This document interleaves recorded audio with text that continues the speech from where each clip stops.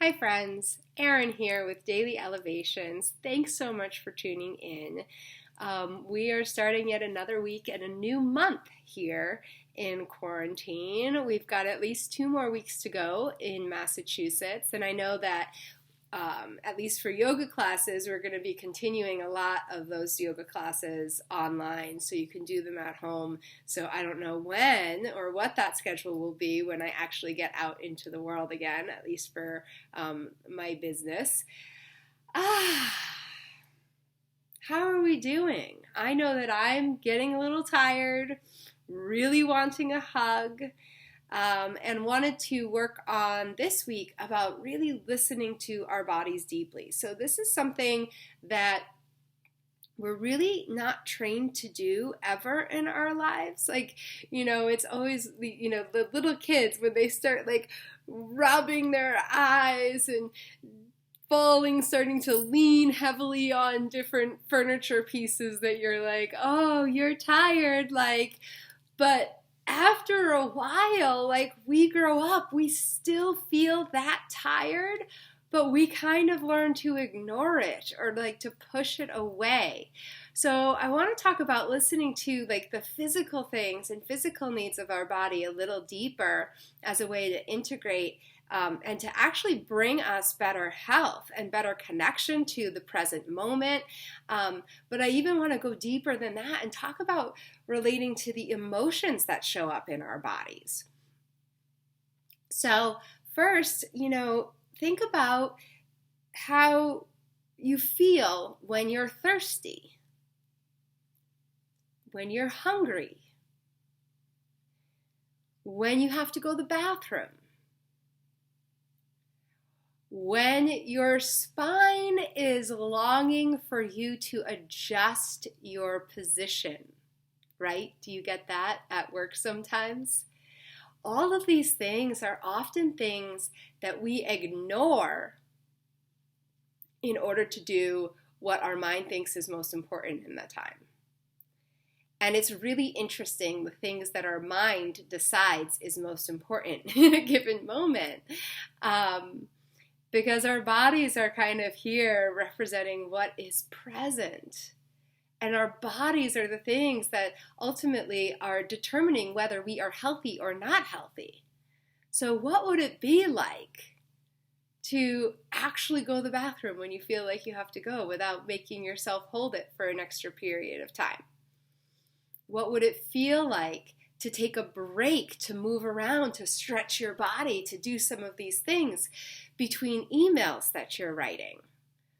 What would it be like to actually let your body guide you through a day rather than letting your head?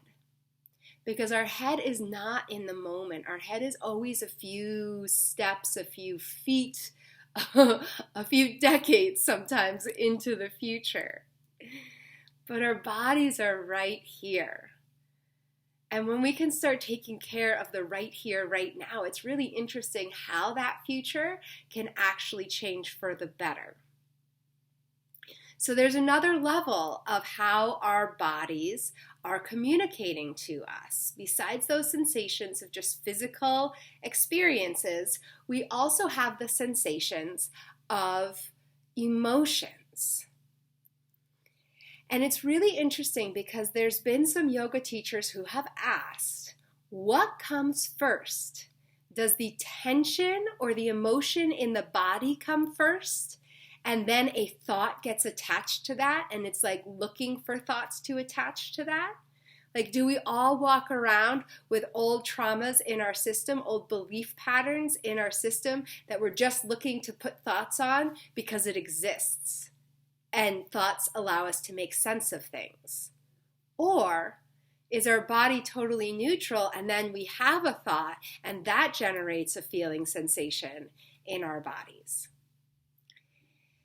I don't know if you've had the practice of or the experience of practicing yoga before and just having a total emotional release during that period. But sometimes we don't even know what that release is about. It's just a letting go.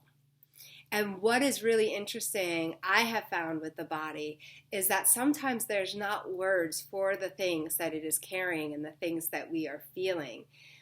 But there still is a benefit to deeply listening and honoring what is there. So level 2, if you take on this challenge of listening to your body, is to not just notice what physical sensations are there, but to see if you can notice what emotions are there. And rather than trying to figure out why the emotions are there, just notice what the emotion feels like. I've got this clenching in my chest. And as you hold it in love and compassion and that state of witnessing, so kind of coming back where you don't have to do anything, you don't have to fix it, but just allow it to be. One of the most brilliant, beautiful things about our body is it knows how to move itself back to balance. And I don't know why it doesn't do this automatically, but it tends to do it when it has our attention. So there might be a feeling that you've been avoiding for days, for weeks, and if you just took 5 minutes to breathe deep, to sit with it, to hold that in your heart, to watch how the feelings kind of move and oscillate and change. And maybe even you're called to like move your body or to do something or to vocalize in some way what is going on there. It gives you a deeper connection to yourself. It gives you a deeper connection to the moment, and it actually brings your nervous system into balance. Even if that feeling seems uncomfortable at first, being with it will ultimately neutralize your nervous system.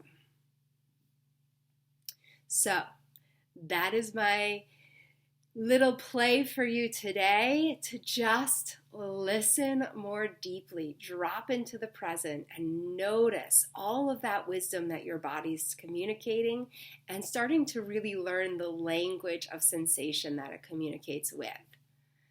This will lead to ultimately more peace and better health in your life. So let me know how it goes. I'll talk to you soon.